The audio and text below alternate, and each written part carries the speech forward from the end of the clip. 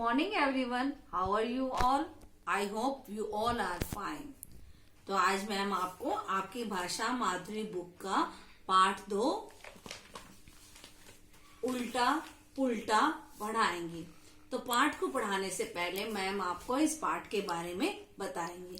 आप अपने आसपास बहुत सारे जीव जंतु को देखते हो, लेकिन जब वो गिरते हैं तो क्या करते हैं? वो किसी का इंतजार नहीं करते, वह स्वयं उठते हैं और संभलकर तुरंत चलने लग जाते हैं। लेकिन हम मनुष्य क्या करते हैं? जब हम गिरते हैं तो हम पहले अपने आसपास देखते हैं कि कोई है, नहीं है तो हम उठ जाते हैं, नहीं तो हम रोने लग जाते हैं या किसी का इंतजार करते हैं कि वो हमें आकर उठाएगा। लेकिन हमें हमेशा प्रयत्न करते रहना चाहिए और बार बार प्रयत्न करने पर हमें सफलता अवश्य ही मिलती है। तो आज मैम आपको इस पाठ में बहुत से जीव जंतु के बारे में बताएंगे। जैसे सबसे पहले क्या है? छिपकली। क्या है? छिपकली।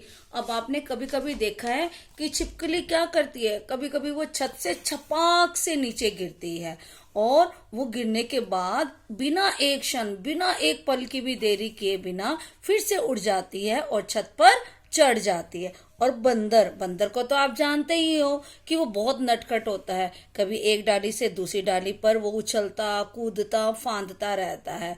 लेकिन कभी कभी क्या होता है, कभी कभी उसके हाथ से डाली छूट जाती है, लेकिन फिर भी वो घबराता नहीं है। वो उस डाली को दोबारा से पकड़ लेता है और आंखें मीचकर अपनी विजय पर, अपनी कोशिश पर हंसने लग जाता है।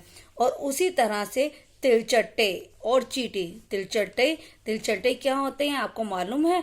आपके घर में मम्मी की रसोई में कॉकरोच होते हैं ना, उनको हम तिलचट्टे कहते हैं।